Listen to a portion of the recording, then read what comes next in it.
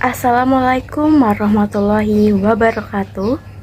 Hai teman-teman, perkenalkan nama aku Ananda Yulika Putri dari Prodi BKPI 1A yang ingin mempresentasikan ulumul Quran yang bertemakan pokok-pokok kandungan dalam Al-Quran serta penerapannya. Langsung saja kita ke materi pertama, yaitu A. Kedudukan Al-Quran sebagai pedoman hidup. Al-Quran sebagai minhajul hayah atau pedoman hidup. Konsep inilah yang pada akhirnya mengeluarkan umat manusia dari kejahiliaan menuju cahaya Islam, dari kondisi tidak bermoral menjadi memiliki moral yang sangat mulia. Sebagai pedoman hidup, Al-Quran juga memiliki keistimewaan loh, yaitu 1. Berlaku umum untuk seluruh umat manusia sepanjang masa. 2. Ajaran Al-Quran mencakup seluruh aspek kehidupan manusia seperti aspek ekonomi, politik, hukum, budaya, seni, dan lain-lainnya. 3. Allah menjadikan Al-Quran mudah untuk dipahami dan dihafalkan. 4. Mendapatkan jaminan pemeliharaan dari Allah Subhanahu wa Ta'ala dari segala bentuk penambahan, pengurangan, dan pemalsuan. 5. Al-Quran sebagai mukjizat terbesar Nabi Muhammad SAW. Kedudukan Al-Quran dalam Islam juga memiliki beberapa poin loh, yaitu 1. Al-Quran sebagai sumber berbagai disiplin ilmu keislaman, antara lain yaitu ada ilmu tauhid, ilmu hukum, ilmu tasawuf, ilmu filsafat Islam, ilmu sejarah Islam, ilmu pendidikan Islam. 2. Al-Quran sebagai wahyu Allah Subhanahu wa Ta'ala. 3. Kitabul Naba wal Akhbar atau yang biasa kita sebut berita dan kabar. 4. Sebagai pedoman hidup. 5. Al-Quran sebagai suatu yang bersifat abadi. 6. Al-Quran sebagai sumber hukum. 7. Al-Quran disampaikan kepada Nabi secara lisan. 8.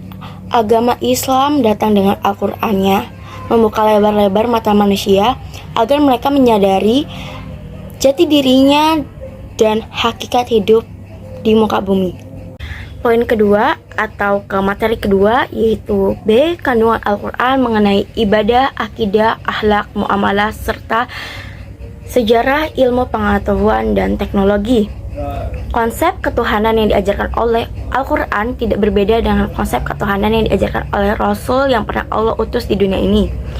Hanya persoalan hukum atau syariat sajalah yang selalu berubah sesuai dengan perubahan situasi dan kondisi di mana Nabi diutus. Sebenarnya banyak ilmu pengetahuan yang diajarkan dalam Al-Quran, akan tetapi kebanyakan dari kita hanya membacanya saja tanpa mau memahami isi kandungan di dalamnya. Para ahli telah banyak mengkaji dan memperinci kandungan dan hasilnya. Lebih jelasnya, kandungan Al-Quran yaitu sumber pokok ajaran Islam. Segala pokok syariat dan dalil-dalil syar'i yang mencakup seluruh aspek hukum bagi manusia dalam menjalankan hidup di dunia dan akhirat terkandung dalam Al-Quran. Adapun pokok-pokok ajaran yang ada di dalam Al-Quran, ada 6 poin pokok-pokok ajaran dalam Al-Quran, yaitu 1. Akidah, 2. Ibadah, 3. Akhlak, 4. Hukum, 5. Dasar-dasar ilmu pengetahuan atau sains, 6. Ada sejarah. Kita ke poin ketiga atau ke materi ketiga, yaitu C. Tata cara mengamalkan isi Al-Quran dalam kehidupan sehari-hari. Umat Islam harus senantiasa meyakini, memahami, dan melaksanakan Al-Quran dan juga hadis dalam kehidupannya sehari-hari.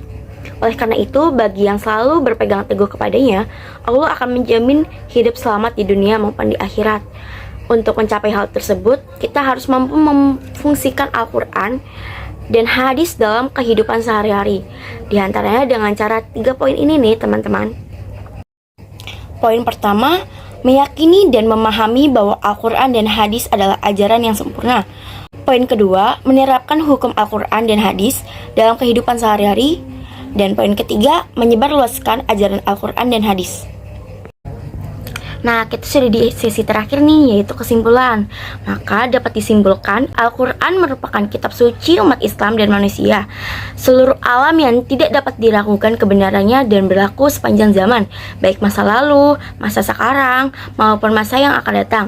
Sebagian isi kandungan dalam Al-Quran kebanyakan memuat tentang qasas atau sejarah umat terdahulu sebagai bahan pelajaran bagi umat sekarang atau umat Islam.